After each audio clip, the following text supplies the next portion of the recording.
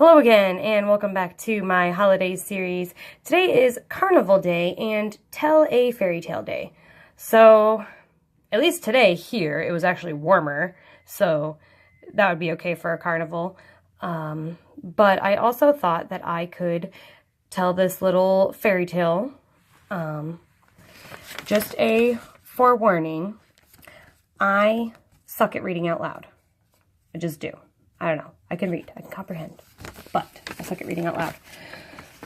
So, I picked the shortest one I could. I could find. So, we'll go with it. So, I'm going to tell you a fairy tale. It's by Hans Christian Andersen. And it's called The Little Match Seller. Okay. It was a terribly cold and nearly... See, already. It was terribly cold and nearly dark on the last evening of the old year, and the snow was falling fast. In the cold and the darkness, a poor little girl with bare head and naked feet roamed the streets. It is true she had on a pair of slippers when she left home, but they were not of much use. They were very large, so large indeed that they had belonged to her mother, and the poor little creature had lost them running in the street to avoid two carriages that were rolling along at a terrible rate. One of the slippers she could not find, and a boy seized upon the other and ran away with it, saying he could use it as a cradle when he had children of his own. So the little girl went on with her little naked feet, which were quite red and blue with cold. In an old apron she carried a number of matches, and had a bundle of them in her hands. No one had bought anything of her the whole day, nor had anyone given her even a penny. Shivering with cold and hunger, she crept along. Poor little child, she looked the picture of misery. The snowflakes fell on her long fair hair, which hung in curls on her shoulders, but she regarded them not. Lights were shining from every window, and there was a savory smell of roast goose, for it was New Year's Eve. Yes, she remembered that. In a corner between two houses, one of which projected beyond the other, she sank down and huddled herself together. She had drawn her little feet under her, but she could not keep off the cold, and she dared not go home, for she had sold no matches, and she could not take home even a penny of money.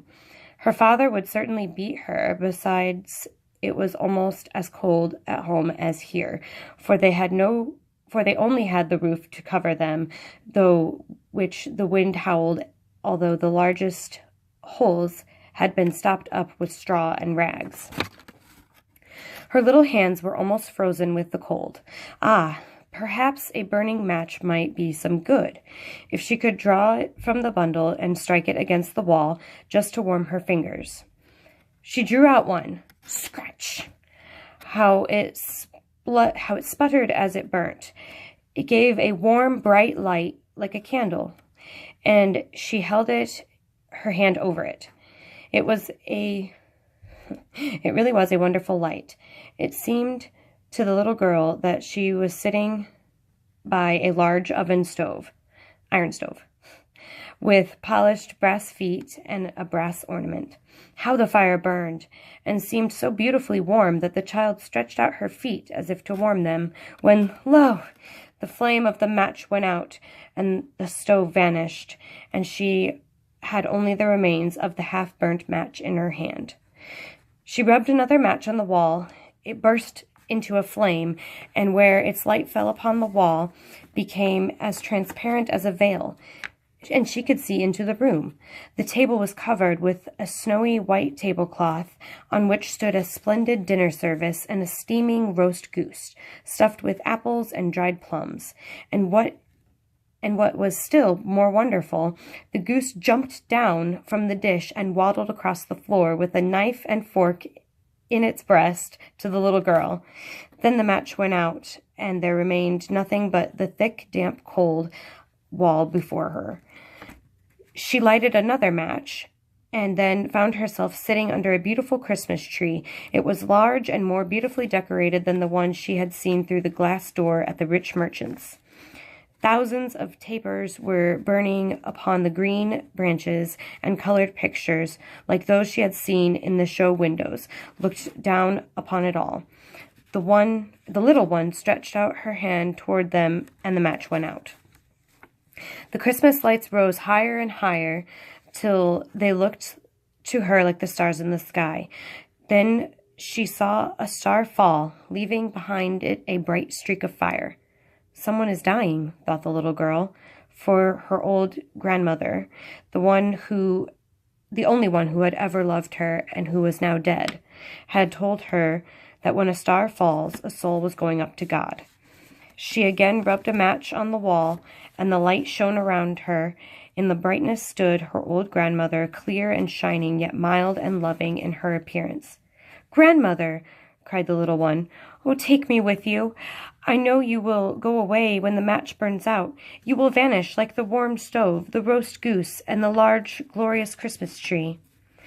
And she made haste to light the whole bundle of matches, for she wished to keep her grandmother there, and the matches glowed with a light that was brighter than the noonday, and her grandmother had never appeared so large or so beautiful. She took the little girl in her arms, and they both flew upwards into the brightness and joy far above the earth, where there was neither cold nor hunger nor pain, for they were with God. In the dawn morning there lay a poor little one, with pale cheeks and a smiling mouth, leaning against the wall. She had been frozen to death on the last evening of the year, and the New Year's sun rose and shone upon the little corpse. The child still sat in the stiffness of death, holding the matches in her hand, one bundle of which was burnt. She tried to warm herself, said some. No one imagined what beautiful things she had seen, nor into what glory she had entered with her grandmother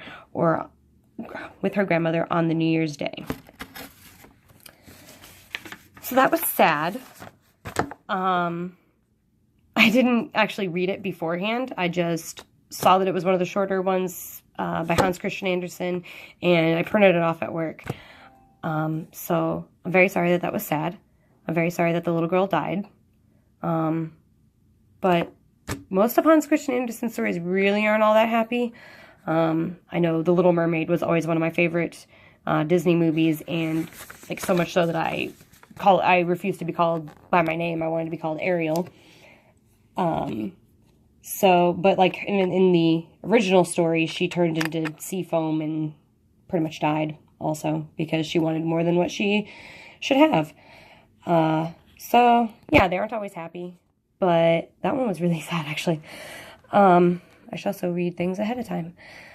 But yeah, so Carnival Day and Tell a Fairy Tale Day. So go to a carnival and tell some fairy tales to people. Okay, bye. Also, if you hear any beeping, I'm not sure if it comes in through the video, it's my microwave telling me that my pizza's done.